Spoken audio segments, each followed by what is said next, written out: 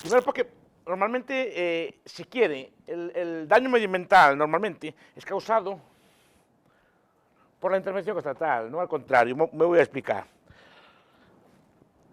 Antes del siglo XIX, la regulación del medio ambiente, primero, que no era una preocupación aún.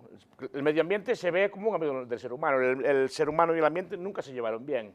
O sea, que decir, el medio ambiente, si lo dejan solo, lo come a uno. Entre plantas, animales, plagas, todo tipo de cosas, es así. Pero bueno, antes, ¿cómo se solucionaba el medio ambiente? Problemas de medio ambiente, de ruidos, de contaminación, de polución, etcétera, todo ese tipo de temas. Se solucionaban por leyes de tort, por principios judiciales de propiedad privada.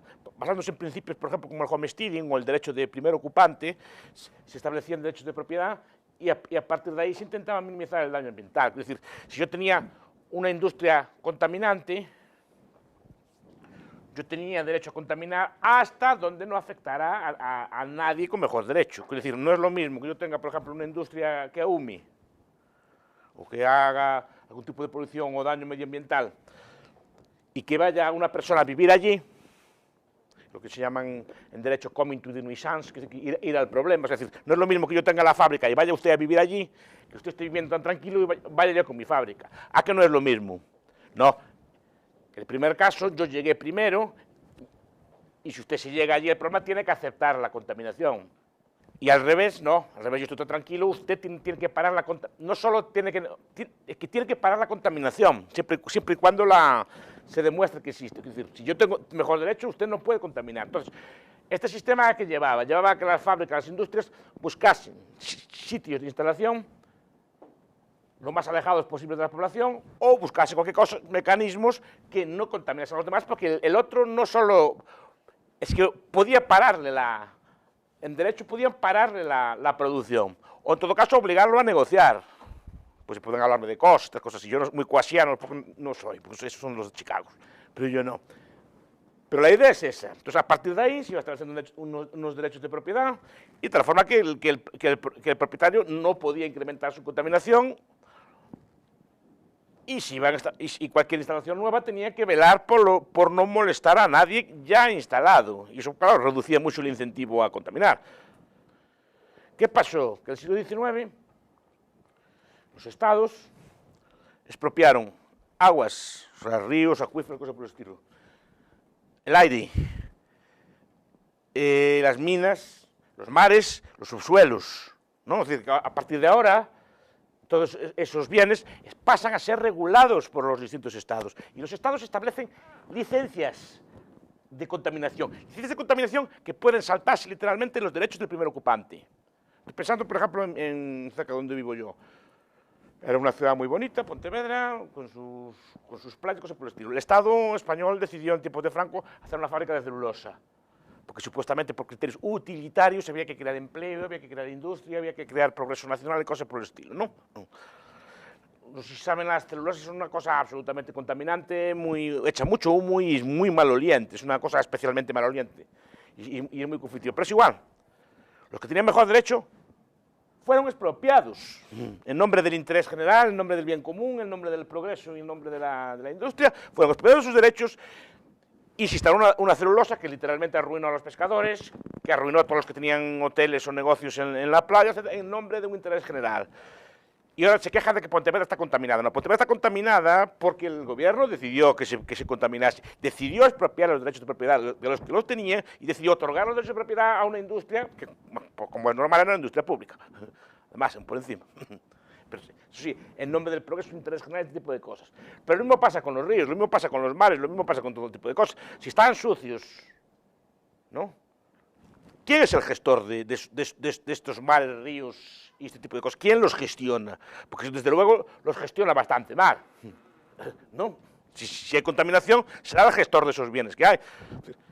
Normalmente los espacios privados acostumbran a estar más limpios, menos contaminados y más tal por el propio interés del propietario. Muchas veces se piensa que el propietario tiene un interés en destrozar todas sus propiedades y que humen y que huelan y cosas por el estilo. No, el propietario tiene interés en tener lo más limpio posible. Por ejemplo, los propietarios de bosques tienen interés no solo en no talar maderas, que esté limpia, porque así pueden aprovechar los terrenos madereros pues, para hacer camping o para alquilarlo para usos recreativos o para otro tipo de usos. No tienen ningún interés en que se contamine. Es decir, el propietario del mar no tiene ningún interés en que esté lleno de bolsas de plástico o cosas por el estilo. ¿Qué pasa? Que no hay propiedad, no hay derechos de propiedad efectivos sobre ese tipo de cosas. Entonces, habrá que buscar quién es el responsable de eso y discutir con él, a ver cómo lo gestiona él y cómo lo gestiona. Como es propiedad de él, causa el daño y después quiere corregirlo, como casi acostumbra a ocurrir en política, haciendo políticas públicas.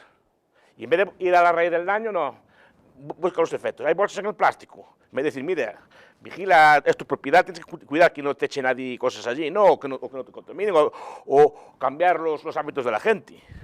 No, prohíbes las bolsas de plástico para todo el mundo. En vez de cuidar tu propio mar o cuidar tu propia propiedad haciendo eso, no, prohíbes el uso de plásticos o prohíbes, como el aire está contaminado, en vez de, por ejemplo, los derechos de propiedad, sobre las calles, por ejemplo. Si las calles tuvieran algún tipo de derecho de propiedad sobre el aire, sobre el ambiente o cosas por el estilo, pues el propietario de la calle dice, aquí no se puede contaminar, o aquí determinados camiones no entran, o determinadas cosas no entran. Como el Estado gestiona el aire, simplemente le ponen un impuesto para todo, en España le llaman céntimo verde.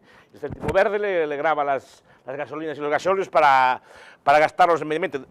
Supuestamente es un impuesto finalista, esto es dedicado a lo verde, no, al final va al mismo saco que el resto del dinero y lo gastan en lo que ellos quieren. Es decir, pero la excusa es esto. Entonces, a partir de ese daño medioambiental, que primero el primer debate es quién define cómo es el medio ambiente dañado y cómo debería estar el medio ambiente correctamente, ¿no? ¿Y por qué está así? ¿A qué se debe? ¿No? Porque en mi casa no hay bolsas de plástico tiradas en el suelo, ¿no?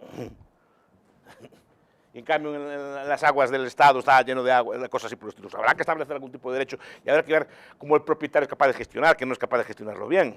Porque los ríos están llenos de basura y el aire está sucio. En cambio, el aire de aquí de esta universidad está limpio y está lleno de verde y de bonito así. Pues a lo mejor hay que mirar cómo se establecen derechos de propiedad. Ahí tenemos, por ejemplo, todas las teorías de la ecología de mercado,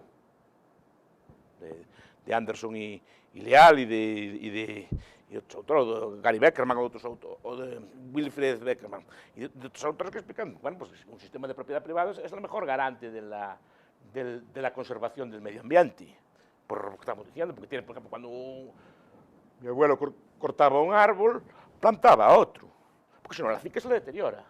Es que algunos economistas decían, no, es que yo no sé qué tal, si no, como no voy a vivir, ya soy mayor, ya no voy a plantar más. No, es que usted, aunque sea anciano, planta, porque el propio valor de la finca se incrementa ya. Usted pide una hipoteca con árboles plantados, el valor de la hipoteca suma. Hay muchas formas de asignar esto, además que la propia tierra sube de valor, aunque no lo vayas a ver tú. El árbol crecido, ya puedes pedir prestado y tiene más valor, tiene un valor de venta superior inmediatamente. Y después las personas que piensan, pues hay que pensar en sus hijos y cosas por el estilo, ¿no? Entonces, los derechos de propiedad bien asignados, yo creo que sería la mejor forma de asignar cosas medio ambiente, porque además responden a las distintas valoraciones que cada uno tiene del medio ambiente. Porque ahora se nos impone una valoración general del medio ambiente estatal y para todos la misma, y como que todos tuvimos que valorar el mismo ambiente o las distintas facetas del medio ambiente de la misma forma. Es que las políticas medioambientales ahora están como de moda. Eso un señor que se llama de moda, es decir, el gobierno siempre busca justificaciones de su intervención. Los gobernantes históricamente pues, son, por ejemplo, justificaciones de corte ético. Que si la justicia social, que si la igualdad, que si la redistribución, eran conceptos de corte ético, garantizar mínimos, es eso. Pero debe ser que no llega que empiezan a buscar justificaciones nuevas, ¿no? Por ejemplo, se buscan también en la salud. Creo que fue Thomas Stas que escribió eso sobre la farmacracia y creo que hay varios autores que escribieron sobre el llamado gobierno terapéutico, en el sentido de que el gobierno justifica sus intervenciones en la salud. Que si tal cosa no la puede hacer, que no puede fumar por su salud, que no puede hacer tales prácticas por su salud. Bien. Otros lo justifican en la securitización. Es decir, se puede hacer cosas por seguridad, por la seguridad nacional, entonces se justifican políticas agrarias para garantizar el suministro alimentario, se garantizan políticas de infraestructuras para garantizar la seguridad bélica nacional, etc. Pero después encontraron una gran mina en el medio ambiente. yo como soy profesor de políticas públicas, antes le decía al profesor, yo hace pues, ya 20 años o 20 y tantos años que doy clases de políticas públicas. Cuando empecé yo a dar políticas públicas no había ministerios de medio ambiente. No había. Y ahora los hay en todas partes. Y no solo los hay, es que tienen un poder inmenso. Tienen una capacidad, por ejemplo, de expropiar usted su propiedad por decreto. O tienen la capacidad de decretar si puede usted hacer uso de su tierra o hacer una fábrica. No, cualquier intervención, cualquier construcción, cualquier obra pública, cualquier fábrica que usted monte, necesita un requisito medioambiental. El plan de ordenación de Vigo, por ejemplo, que es mi ciudad, lo pararon por faltaba una evaluación medioambiental. El cambio climático no afecta a todos por igual, porque lo que habría que discutir en este caso es si hay un derecho previo al clima. Por ejemplo, yo leí que bueno, el cambio climático afecta a determinados colectivos, efectivamente, pero también beneficia a determinados colectivos. Por ejemplo, todo lo que es la zona de Siberia, si se derrite un poco así, que se crean unas tierras de cultivo excelentes. Y supongo que dirá un siberiano, oiga, ahora me toca a mí, porque tengo que estar toda la vida con toda la vida con un clima horrible, y ahora que me toca a mí un poco de mejoría hay que pararlo. No, pues por eso habría que debatirlo, seriamente cuál es mi derecho al clima. Y después, si se puede probar que tal industria o tal cosa causa cambio climático, pues habrá que sancionar o hacer que el que contamina con esa cosa compense al que le afecta. Al que le afecta. Ahí sí que se podía hablar de compensaciones coasianas o cosas así, ¿no? Pero habrá que compensar al que le afecta. A mí a lo mejor me puede gustar que haya un poco más de calor o puede gustar menos, entonces habrá que estudiar los daños físicos, habrá que ver quiénes son los causantes y después así, pero el problema es que se soluciona no con compensaciones bilaterales, sino que se soluciona diciendo que hay un problema, que hay una tasa de calor que no se puede superar y que eso es malo y que hay que poner impuestos a todo el mundo y hay que poner regulaciones a todo el mundo.